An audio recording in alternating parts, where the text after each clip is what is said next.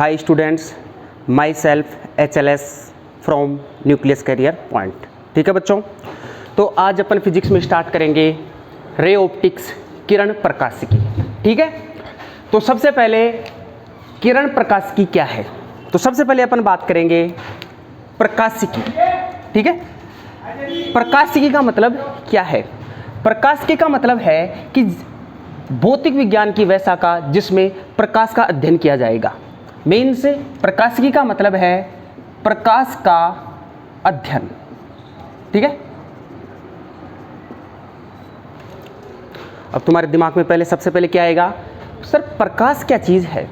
ठीक है, प्रकाश क्या है कि प्रकाश वह कारक है जो स्वयं तो अदृश्य होता है लेकिन दूसरी वस्तुओं को अपने लिए दृश्यमान बनाता है। जैसे अपन यहाँ पर हैं, ठीक है, तो जैसे अपन एक दूसरे को देख पा रहे हैं, किसके कारण देख पा रहे हैं? प्रकाश के कारण। ठीक है, प्रकाश तो अपन को नहीं दिख रहा लेकिन दूसरी वस्तुएं वो अपने लिए क्या है, दिखा रहा है अपन को। ठीक है ना, तो प्रकाश कहलाता है। प्रकाश विद्युत चुंबकीय स्पेक्ट्रम का एक भाग होता है। प्रकाश क्या है? विद्युत चुंबकीय स्पेक्ट्रम का एक भाग है। तुम्हारे दिमाग में एक विचार आया, सर विद्युत चुंबकीय स्पेक्ट्रम क्या चीज़ है?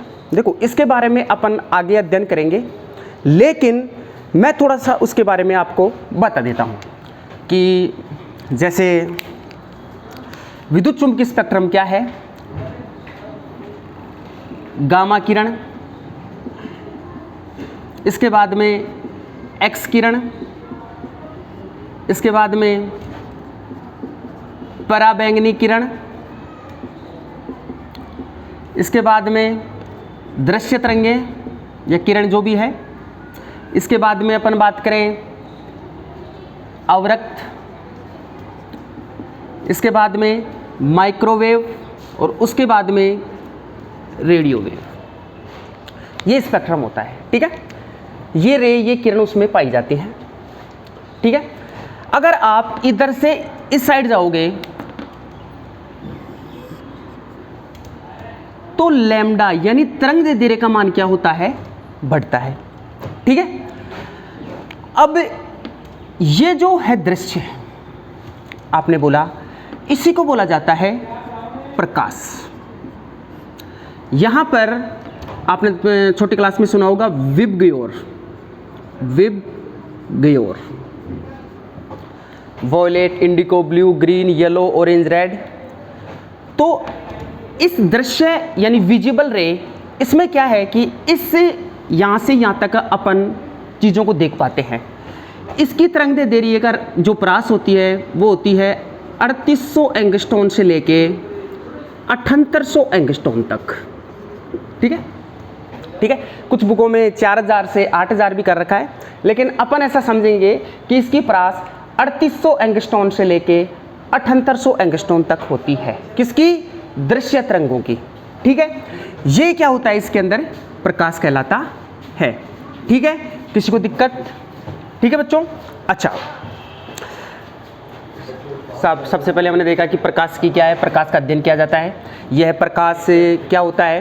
प्रकाश से स्वयं तो अदृश्य होता है लेकिन दूसरी वस्तुओं को अपने लिए क्या बनाता है? दृश्यमान बनाता है।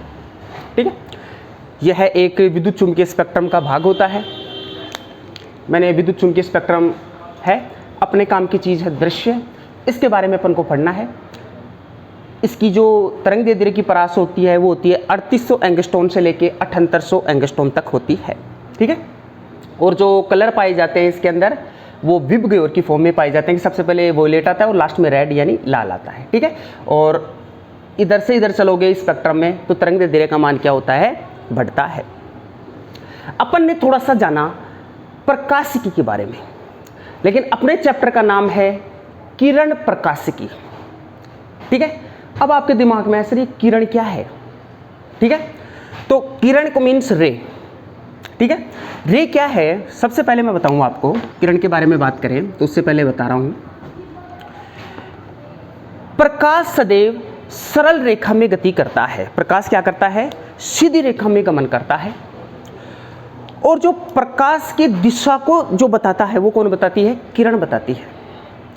प्रकाश की जो डायरेक्शन ऑफ प्रोपोगेशन, यानी साहब प्रकाश गति कर रहा है, किस दिशा में गति कर रहा है, प्रकाश किस दिशा में गति कर रहा है, उसके बारे में कौन बताएगा, किरण। बात समझ में आ गई। अच्छा, नेक्स्ट बात करें, यदि क्या है, कई किरण मिलकर कई किरणों के समूह को क्या बोला जाता है, पुंज। बंडल ऑफ रेज, यानी किरण है, उनके समूह है, ग्रुप है, गुच्छा है, उसको क्या बोलोगे आप, पुंज बोलते हैं। नेक्स्ट बात करें, प्रकाश का निर्वात में वेग 3 × 10⁸ मीटर पर सेकंड होता है। अलग अलग माध्यमों में प्रकाश का वेग क्या होता है, अलग अलग। जैसे अपन बात करें साहब निर्वात में कितना होता है, ये स्टैंडर्ड मान है कि निर्वात में जो प्रकाश का वेग होता है वो क्या होता है, 3 × 10⁸ मीटर पर सेकंड होता है। ठीक है, बात समझ में आ गई। प्रकाश किरण को एक तीर के निशान से प्रदर्शित किया जाता है। किससे किया जाता है, तीर के निशान से।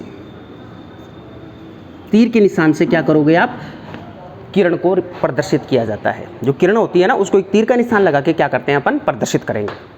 ठीक है, अच्छा, ये तो बेसिक सी बात थी। अपन ने इसके नाम का इंट्रोडक्शन लिया, सब किरण प्रकाश के क्या होता है उसके बारे में अपन ने जाना। ठीक है, ये चीज़ें सभी आपको नोट्स में मिल जाएंगी। ठीक है ना। अच्छा, आगे अपन बढ़े तो सबसे पहले इसमें जो बात आती है वो होती है प्रकाश का परावर्तन।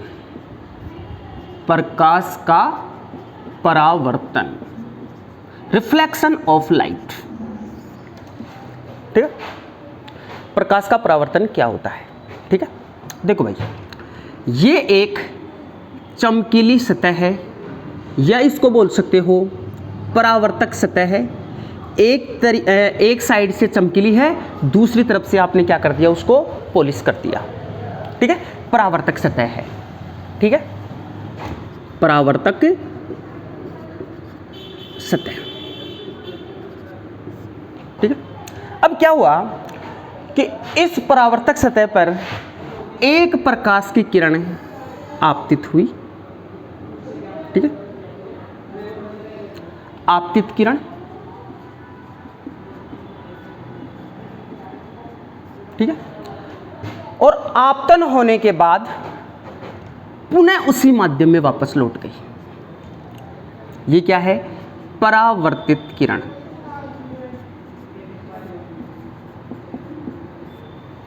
ठीक है, अच्छा, ये जो आपतित प्रकाश की किरण थी उसका वेग v,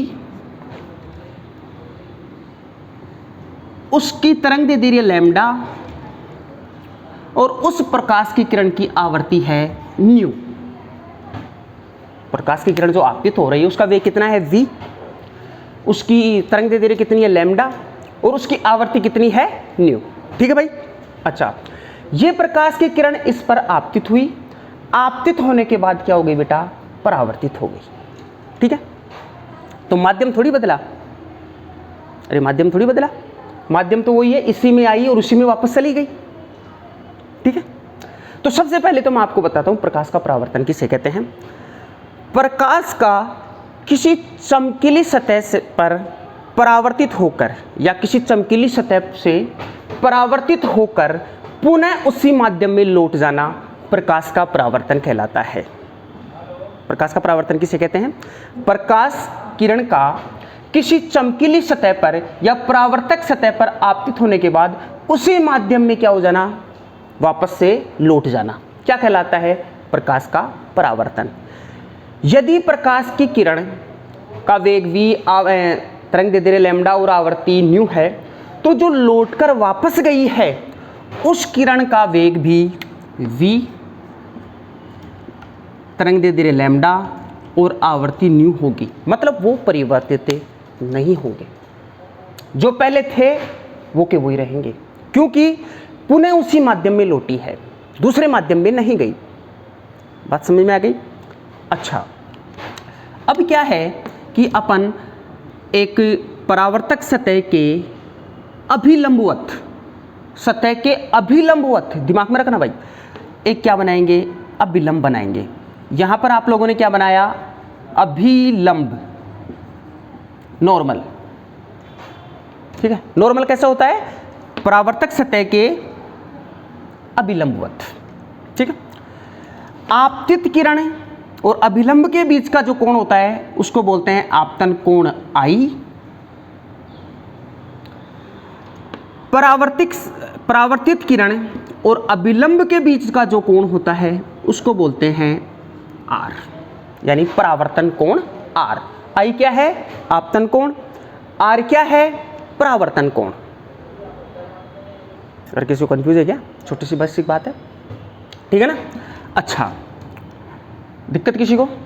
अच्छा, अब मैं आपको बताऊं कि प्रकाश के परावर्तन के दो नियम हैं। कितने नियम हैं? दो। तो सबसे पहले अपन बात करते हैं प्रथम नियम की। प्रथम नियम क्या बोलता है, आपतन कोण आई और परावर्तन कोण आर का मान बराबर होता है। कि साहब जितना कोण आपतन कोण होगा आई, उतना ही क्या होगा, परावर्तन कोण आर। समझ में आ गई? दूसरा नियम है आपतित किरण, परावर्तित किरण और अभिलंब तीनों एक ही तल में स्थित होते हैं। तीनों क्या होता है, एक ही तल में स्थित होते हैं। ये तल है, इसी तल में क्या है बेटा, स्थित है, ठीक है ना। यहीं से वापस चलेगी ना भाई, माध्यम यहीं से, तो इसी तल में क्या है बेटा, स्थित है। किसी को 1% भी दिक्कत है तो बताओ आप मेरे को, समझ में आ गया? अच्छा, ये दूसरा नियम है कि साहब क्या है, मैं एक बार थोड़ा सा बता दूं। आपतित किरण, परावर्तित किरण और अभिलंब तीनों एक ही तल में स्थित होते हैं। ये दो नियम हैं, ठीक है, ठीक है। अच्छा, इसमें क्या है, दूसरी बात, थोड़ा सा मैं एक बात बताता हूँ जो एग्जाम में पूछा भी गया है, जिसको बोलते हैं नॉर्मल इंसिडेंस। यानी अभिलंब, अगर इसका मीन्स क्या है मैं आपको समझाऊं। ये आपकी परावर्तक सतह है, ठीक है, और इसके अभिलंबवत कोई प्रकाश की किरण आई। कैसे आई? ये जो परावर्तक सतह है, इसके प्रकाश की किरण कैसे आ रही है, अभिलंबवत, मतलब 90 डिग्री का कोण बनाते हुए आ रही है। तो आपसे पूछता है आपतन कोण का मान कितना होगा और परावर्तन कोण आर का मान कितना होगा। ये तुम्हारी बोर्ड एग्जाम में पूछा जा सकता है, ठीक है ना। तो बेटा एक बात बताओ, ये प्रकाश की किरण आई, अब आप लोग अभिलंब बनाओगे तो अभिलंब कहाँ आएगा, इसी पर आएगा। अरे अभिलंब कहाँ पे आएगा, इसी पे तो आएगा। तो आपतन को आपतित किरण भी यही ऐसे ही है, अभिलंब भी ऐसे इसी पर आएगा। तो परावर्तित किरण क्या होती है, वापस उसी माध्यम पर वापस लौट जाती है, यानी उसी पाथ से वापस चली जाती है। जिस पाथ से आती है ना, उसी पाथ से वापस चली जाती है, ठीक है ना। तो यहां पर आपतन कोण और परावर्तन कोण का मान कितना होगा। अरे भाई यहीं से बनाओगे, जैसे ये कोण है, ये रे यहीं आ गई और वापस यहीं चली गई, तो ये कोण इसी पे है तो 0 हो गया। ये भी वहीं वापस चली गई तो ये भी कितना हो गया, 0। तो आई का मान भी कितना होता है, 0, और आर का मान भी कितना होता है, 0, ठीक है ना। ठीक है बच्चों, बैठेगा दिमाग में, बैठ गई बात क्या है। अच्छा ठीक है, अपन आगे बढ़ते हैं। एक बार दिमाग में बैठाओ, अपन आगे बढ़ रहे हैं।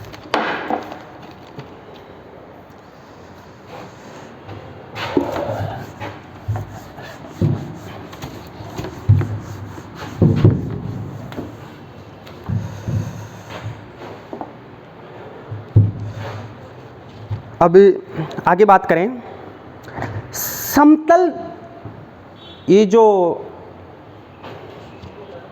अब इसके बाद में आगे बात करेंगे दर्पण, ठीक है ना, दर्पण, ठीक है। दर्पण दो प्रकार के होते हैं, एक तो होता है समतल दर्पण और एक होता है गोलीय दर्पण। सबसे पहले अपन बात करेंगे समतल दर्पण की, ठीक है। गोलीय दर्पण आगे आएगा, जिसमें आपको पता है ना उत्तल अवतल दर्पण वगैरह, उसके बारे में आगे बात करेंगे। पहले अपन को बात करनी है समतल दर्पण की, प्लेन मिरर, ठीक है। तो सबसे पहले मैं बता दूं, समतल जो दर्पण है उसके बारे में डिटेल में बात करेंगे अपन, ठीक है ना। समतल दर्पण होता है, उससे जो प्रतिबिंब बनता है उसमें निम्न विशेषताएं होती हैं, ठीक है। कुछ विशेषताएं होती हैं उसकी, कैसे क्या बनता है उसके बारे में पूरा डिटेल में बताऊंगा भाई, ठीक है। आपको टेंशन लेने की 1% भी जरूरत नहीं है, ठीक है ना। सबसे पहले समतल दर्पण के बारे में बात करेंगे, और समतल दर्पण से जो प्रतिबिंब बनता है उसमें क्या क्या विशेषताएं होती हैं, ठीक है, उसके बारे में बात करेंगे। सबसे पहले जो उसी की विशेषता है वो है पार्श्व परिवर्तन, पार्श्व परिवर्तन, ठीक है। पार्श्व परिवर्तन क्या होता है भाई, यदि कोई बिंब है, एक तो बिंब होता है और फिर उसका क्या होता है प्रतिबिंब, ठीक है।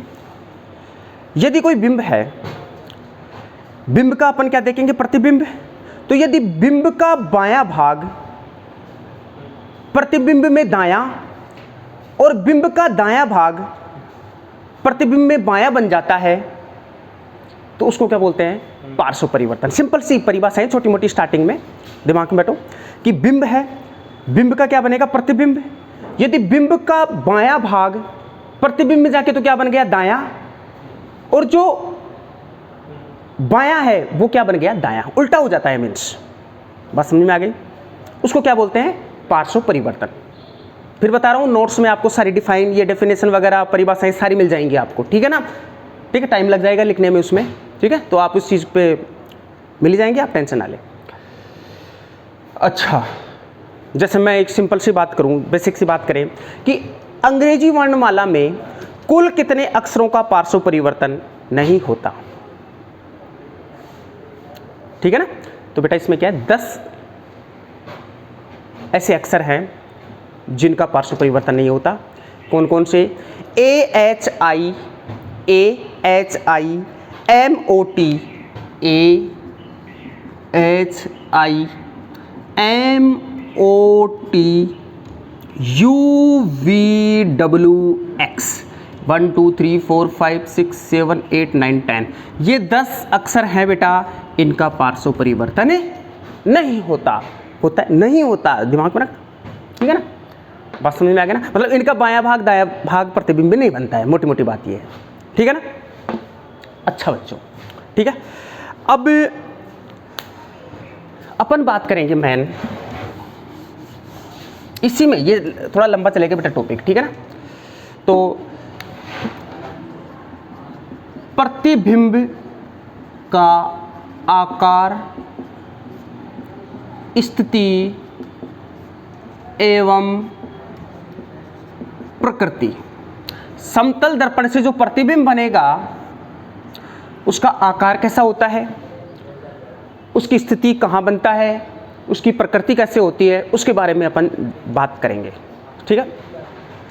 सबसे पहले अपन बात करते हैं बिंदु बिंब, ठीक है। इसको इंग्लिश में बात करें तो इसको बोलते हैं पॉइंट ऑब्जेक्ट, ठीक है।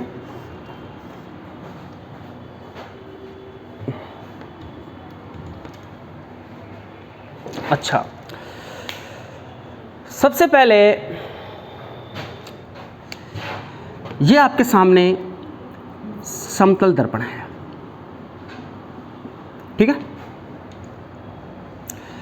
ये एक बिंदु बिंब है, ऑब्जेक्ट बिंब कैसा है, बिंदु मात्र, ठीक है, पॉइंट। मैं बात करूं कि सर इसका प्रतिबिंब कहां बनेगा, ठीक है, तो देखो भाई कहां बनेगा इसका प्रतिबिंब।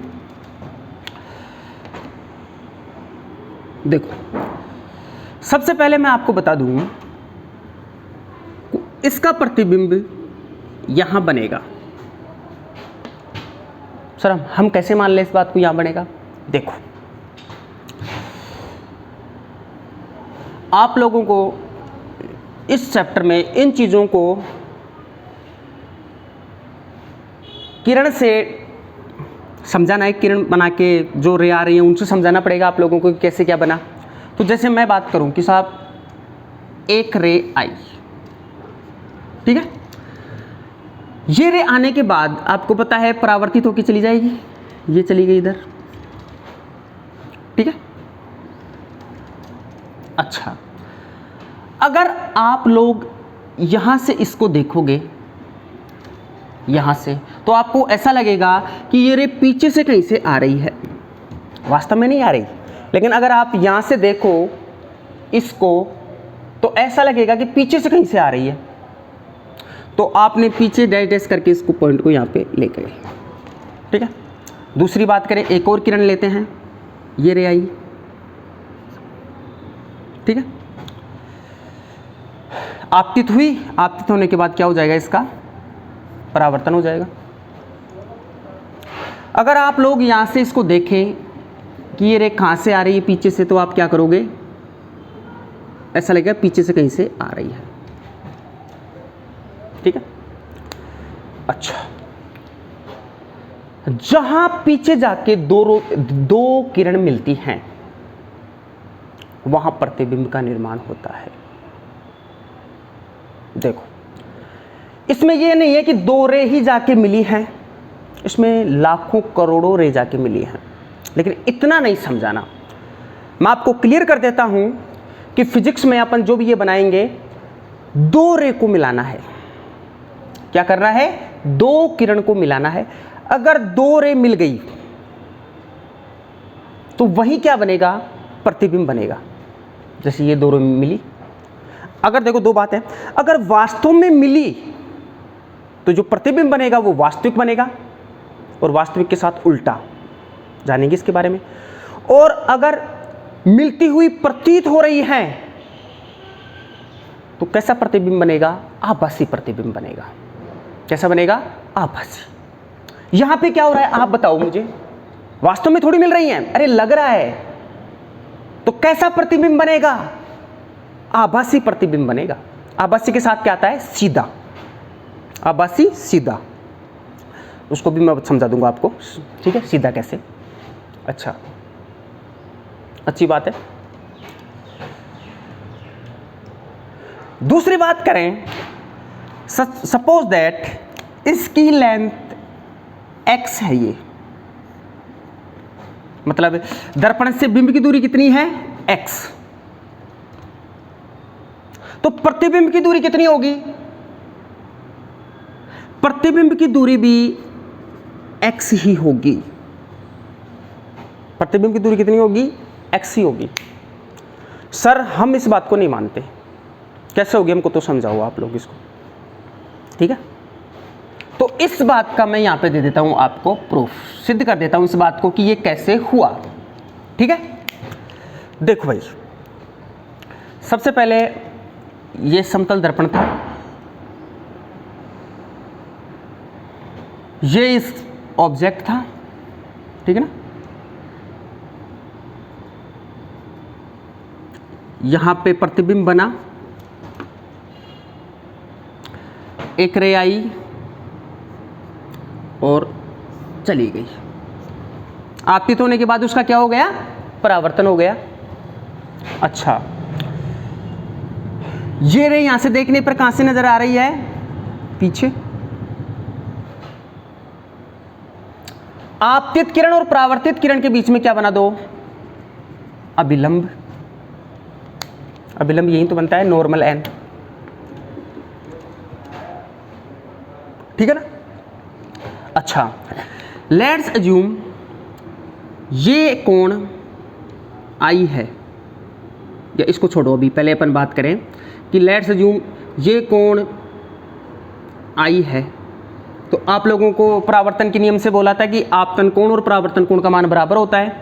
तो ये अगर आई है तो ये भी कितना होगा बेटा, आई होगा, ठीक है ना।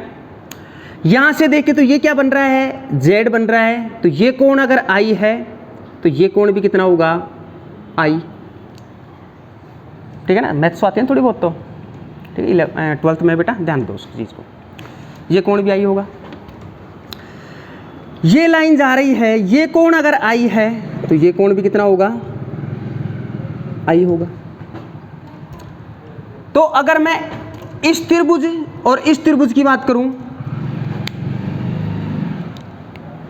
तो इस त्रिभुज में और इस त्रिभुज में दो कोण, यानी ये वाला कोण आई है, ये कोण भी कितना है, आई, ठीक है ना। दो कोण ये दोनों सेम। इसके बाद में ये अगर 90 डिग्री है तो ये एंगल भी कितना होगा, ये कोण भी कितना होगा, 90 डिग्री होगा। तो ये एंगल कितना होगा, 90 माइनस आई, और ये भी क्या होगा, 90 माइनस आई, क्योंकि ये 90 ये आई, तो ये कितना हो गया, 90 माइनस आई, ये 90 ये आई, तो ये कितना हो गया, 90 माइनस आई। तीनों कोण क्या हैं, दोनों त्रिभुजों के समान बराबर हैं, और एक भुजा क्या है बेटा, कॉमन, एक भुजा क्या है, कॉमन है, सही है ना। तो अगर ऐसा होता है कि तीन कोण समान हो तीनों और एक भुजा कॉमन हो तो उसको क्या बोलते हैं, कॉन्क्यूरेंट, यानी समरूप त्रिभुज। और उसके अंदर ये वाली लेंथ, ये वाली लंबाई और ये वाली लंबाई भी आपस में क्या होती है कि ये अगर ये x है तो ये भी कितनी होगी, x, ये भी कितनी होगी, x होगी, ठीक है। बात समझ में आ गई ना। ये वैसे आप लोगों को ये चीज़ें वैसे आप लोगों को लिए बता रहा हूँ, वैसे कोई ज़्यादा आपसे इसके बारे में फिर भी नॉलेज होना चाहिए शुरू से कि ये जितनी दूरी ये है उतनी दूरी ये कैसे हुई। इट मीन्स इसको मैं बताऊं, दर्पण से बिंब होता है उसकी दूरी को रिप्रेजेंट किया जाता है, इसको बोलते हैं u, और ये क्या होता है, v। तो यहाँ पर u बराबर क्या होगा, v, और आपस में क्या है, ये x के बराबर है। यस, दिक्कत, नो दिक्कत, वेरी गुड, बहुत अच्छा बेटा, अच्छी बात है। अब बात करें, मैं आपसे छोटी सी बात पूछता हूँ, आप बता पाते हो या नहीं बता पाते। मैं आपसे एक छोटा सा क्वेश्चन पूछता हूँ, ठीक है ना। मैं पूछ रहा हूँ, बताओ प्रतिबिंब का निर्माण होगा या नहीं, प्रतिबिंब का निर्माण होगा या नहीं। जैसे ये समतल दर्पण है, ठीक है ना, और आप लोगों का ऑब्जेक्ट रखा है, जैसे इसको और कर लेते हैं यहां पे,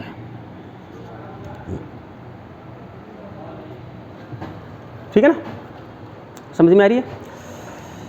मतलब ये ऑब्जेक्ट बिंब है, दर्पण कहाँ है, दर्पण ये रहा।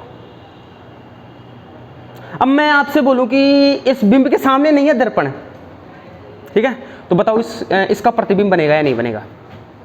चलो एक बार इसको पोज करके बताएं, ठीक है ना, कि होगा या नहीं होगा, ठीक है ना। हाँ तो बच्चों क्या पता लगा, होगा या नहीं होगा बेटा। अरे इसके सामने नहीं है तो इसका मतलब नहीं होगा, नहीं बेटा होगा। कैसे होगा सर, देखो इस रे को आप आगे ले जाओ, सॉरी इस दर्पण को आप क्या करो, एक्सटेंड कर दो, मतलब डैश डैश करके आगे बढ़ा दो। ये आप लोगों का ऑब्जेक्ट है O, तो इसका प्रतिबिंब कहां बनेगा, यहां I। मीन्स ये डिस्टेंस अगर x है तो ये डिस्टेंस भी कितनी होगी, x। सर हम इस बात को नहीं मानते, ठीक है ना, रे से समझाओ, रे बना के बताओ हमको, हम कैसे मान ले इस चीज़ को। लो भाई, सबसे पहले अगर रे से समझाएं तो जैसे सपोज दैट एक रे आई, अरे भाई इससे आपको पता है, मैंने पहले बताया कि कोई बहुत सारी रे पास होती है बेटा, बनाए तो बहुत सारी रे हो रही हैं, बहुत सारी रे गुजर रही हैं, ठीक है ना।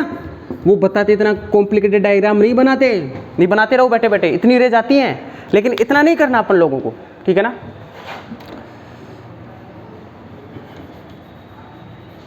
ठीक है ना, अपन को सिंपल इस चीज को समझना है, ठीक है ना, क्योंकि ठीक है, बात समझ में आ गई ना। तो देखो ये आप लोगों का प्रतिबिंब था, ठीक है ना, सॉरी ये आपका दर्पण था, ठीक है ना। देखो यहां से एक रे आई, आपतित हुई, आपतित होने के बाद क्या हो गई, परावर्तित हो गई, ठीक है। यहां से देखोगे तो ये रे पीछे से कहीं से आती हुई आप लोगों को नजर आएगी। एक रे पास और कराओ, ये करवाई, ये रे कैसे जाएगी, ये परावर्तित हो गई ऐसे। इसको अगर यहां से देखोगे तो ये भी क्या होगी, पीछे से कहीं से आती हुई आप लोगों को नजर आएगी।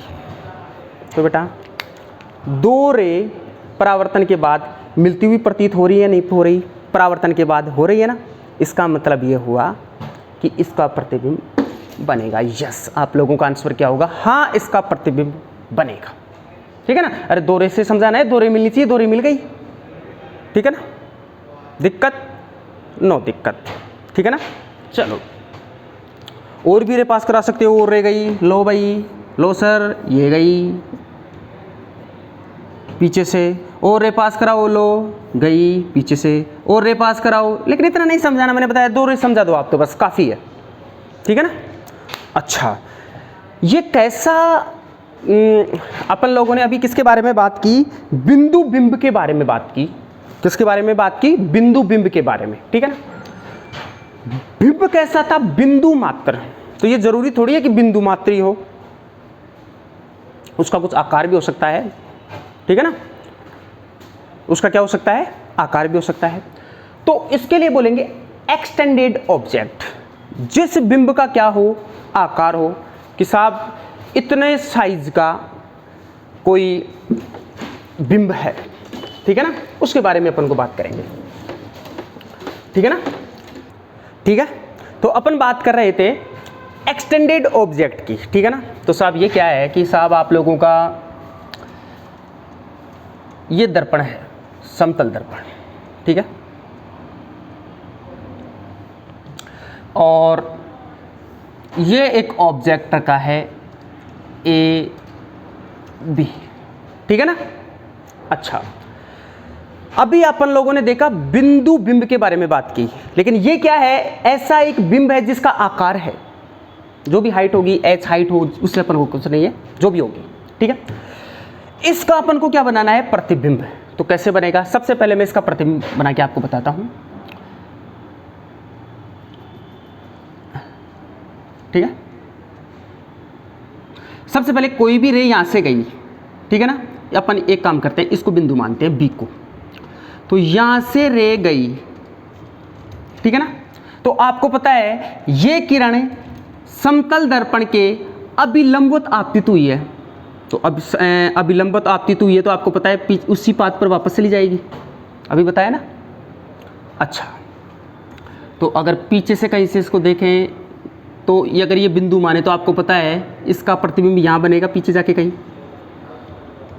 सिमिलर अगर बात करें एक की, तो यहाँ पे भी क्या होगा, यहाँ से जो प्रकाश की किरण जाएगी वापस रिटर्न बैक हो जाएगी उसी पाथ पे, तो इसका प्रतिबिंब अगर बात करें तो कहाँ बनेगा, यहाँ बनेगा।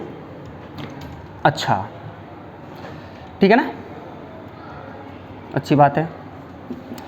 अब आपको पता है, मैंने बताया था अभी कि साहब प्रतिबिंब बनने के लिए दो किरणों का मिलना जरूरी है, अभी तो एक ही गई, तो क्या करें, जैसे मैंने एक रे यहां से गई तो आपतित होने के बाद क्या हो जाएगी, ये परावर्तित हो गई, तो यहां, ठीक है ना। अरे आप ये गई परावर्तित हो गई, तो यहां से देखोगे तो पीछे से कहीं से जाके मिलेगी। सिमिलर केस यहां पे भी है कि ये प्रकाश की किरण आई और परावर्तित होके चली गई, तो ये कहां से मिलेगी, या ये भी पीछे कहीं जाके, ठीक है ना। तो दो रे मिली कि नहीं मिली, तो ये इसका यहां पे क्या बन जाएगा, प्रतिबिंब बी डैश ए डैश, ठीक है। जितनी दूरी पर यह x है उतनी ही दूरी पर क्या होगा, उसका प्रतिबिंब बनेगा। ये आपस में क्या होंगी, समान, ठीक है। बात समझ आ गई। इसमें भी चाहते हो क्या प्रूव करके बताऊं कैसे हुआ, ठीक है। चलो थोड़ा सा देख लो, इसमें भी प्रूफ देख लो आप कैसे क्या हुआ। सबसे पहले ये आपका समतल दर्पण है, ठीक है ना। ये आपका बिंब है ए बी, ठीक है ना। तो ये क्या हो जाएगा, ए डैश बी डैश, ठीक है ना। जैसे यहां से कोई प्रकाश की किरण आई तो आपतित होने के बाद परावर्तित हो गई। ये कोण अगर आई है तो ये कोण भी कितना होगा, आई, सही है ना, अच्छी बात है। ये रे पीछे कहीं जाके मिलेगी, यहां से आ रही है, ऐसा लग रहा है यहां से आ रही है, ठीक है ना। अच्छा, तो मैं बात करता हूं त्रिभुज, इसको नाम दे दो ए डैश बी डैश, और इसको दे दो नाम आप कुछ भी दे दो, एम दे दो। त्रिभुज ए एम बी व त्रिभुज ए डैश बी डैश एम में दो त्रिभुज ले लेते हैं। कौन कौन से, एक तो ये वाला त्रिभुज और एक ये वाला त्रिभुज, ठीक है ना। दो त्रिभुज के बारे में बात कर लेते हैं, ये वाला और ये वाला, ठीक है ना। इन दोनों त्रिभुज में अगर बात करें, आपको पता है अगर ये आई है तो वर्टिकल अपोजिट ये भी कितना होगा, आई होगा, ये भी कितना होगा, आई, ठीक है ना। अच्छा, ये आई है, तो एक बात बताओ, त्रिभुज इसमें और इसमें कोण ए एम बी बराबर होगा कोण ए डैश एम बी डैश बराबर आई, आई के बराबर होगा। अरे ये देखो आराम से, ए एम बी ये आई है और ए डैश एम बी डैश ये कोण भी कितना है, आई, दोनों बराबर हैं दोनों त्रिभुज में। और कोण बी ए एम बराबर कोण एम बी डैश, सॉरी ए डैश बी, या ऐसे बोल सकते हो बी डैश ए डैश एम बराबर कितना हो जाएगा, 90 डिग्री, दोनों में सेम है 90 डिग्री। और यहां से अगर बात करें ए बी बराबर क्या होगा, ए डैश बी डैश, तो ये क्या हो जाएगा, ये भी बराबर आपस के अंदर ए बी और ए डैश बी डैश। अगर ऐसा होता है कि दो कोण बराबर हो और एक भुजा बराबर हो तो वो क्या होता है, सर्वांग सम, क्या होता है, सर्वांग सम।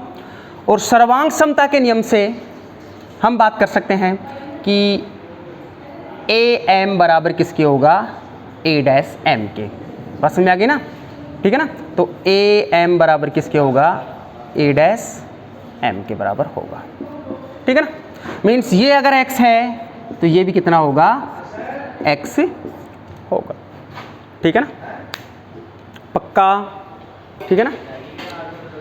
तो सबसे पहले समतल दर्पण का जो प्रतिबिंब बनता है वो समान आकार का बनता है। देखो आकार समान,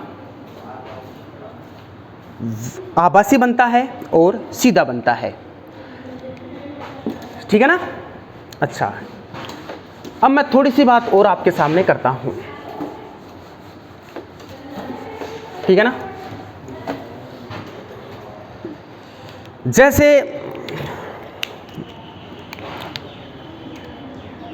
ये घड़ी है आपकी, ठीक है ना, घड़ी में 3 सुई होती है भाई, ठीक है ना। तो एक तो अपन बात करते हैं एच वाली और 1 मिनट वाली सुई के बारे में बात करेंगे। सेकंड को रहने दो अभी आप, 2 सुई हैं। जैसे मैं सपोज दैट मान रहा हूं कि 3 बज गए, ठीक ठीक है ना। तो आप ये घंटे वाली सुई हो गई और ये क्या हो गई, मिनट की, ठीक है ना। यहां पर आप लोगों ने समतल दर्पण ले लिया साहब। अब मैं आपको पूछूं कि बताओ इसका अगर आप प्रतिबिंब देखोगे तो उसमें कितना टाइम होगा, कितने बज रहे होंगे, ठीक है ना। तो आप क्या करोगे सर, सबसे पहले वही, ठीक है ना। अच्छा देखो, आप ज़्यादा मत सोचो, आपको पता है कि जितनी दूर बिंब होता है उतनी दूर प्रतिबिंब होता है कि नहीं होता भाई। तो ये तीर का निशान जितनी दूर है यहां से भी क्या होगा, उतनी दूर बनेगा, ठीक है ना। सही है, गलत बात है, ठीक है ना। ये एक्सटेंडेड ऑब्जेक्ट है तो जैसा ये बिंब है उतनी ही दूरी पर प्रतिबिंब बन जाएगा, कैसा, ऐसे, ठीक है ना। तो बताओ यहां 3 बज रहे थे, यहां कितने बज गए, यहां पे 9 बज गए बेटा, ठीक है ना। यहां कितने बज गए, 9 बज गए। लेकिन जैसे ये तो एक सिंपल बात थी, कर लिया आप लोगों ने। जैसे मैं पूछ लूँ आपसे, बताओ 8:15 और 24 सेकेंड, अब बताओ उसका प्रतिबिंब कैसा बनेगा, ठीक है ना।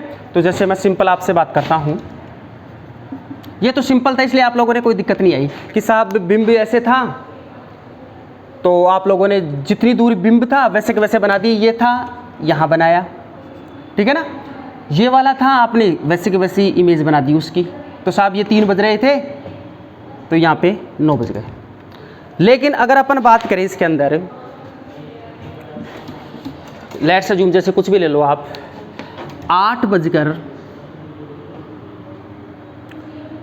कुछ मान लो 32 मिनट और 25 सेकेंड। अब बताओ अगर ये टाइम है और आपने इसका इमेज देखी तो वो टाइम कितना होगा, ठीक है ना। समतल दर्पण में अगर इसका इमेज देखोगे, प्रतिबिंब देखोगे तो उसमें टाइम कितना होगा। तो बेटा कुछ नहीं करना, सबसे पहले शॉर्ट ट्रिक है, ठीक है ना। दिमाग में बैठा लो, क्या करना है आपको, कुछ नहीं करना, इस लपड़े में नहीं पड़ना, कुछ भी ऐसे नहीं देखना वो, ठीक है ना। सबसे पहले ये बताओ 12 बज गए, तो 12 बज गए तो 12 ऐसे लिख सकते हैं आप इसको, ठीक है ना। इसको लिखने का दूसरा तरीका बताओ आप मेरे को, आप बोल सकते हो 11:59 और 60 सेकेंड, ये 12 बज गए क्या। अरे इसका मतलब भी 12 ही बज गए भाई, 11:59 और 60 सेकेंड, इसका मतलब क्या हो गई, 12। अब क्या करो, जो आपको दे रखा है उसको इसके नीचे लिख दो, 8:32 और 25 सेकेंड। इस 12 को छोड़ दो, इसका कोई मतलब नहीं है, ठीक है ना, इसका कोई मतलब नहीं है, छोड़ो इसको।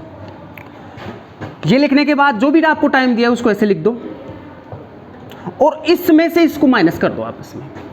जैसे आप मुझे बताओ 60 में से 25 के तो कितना बज गए, बताओ कितना हो गए।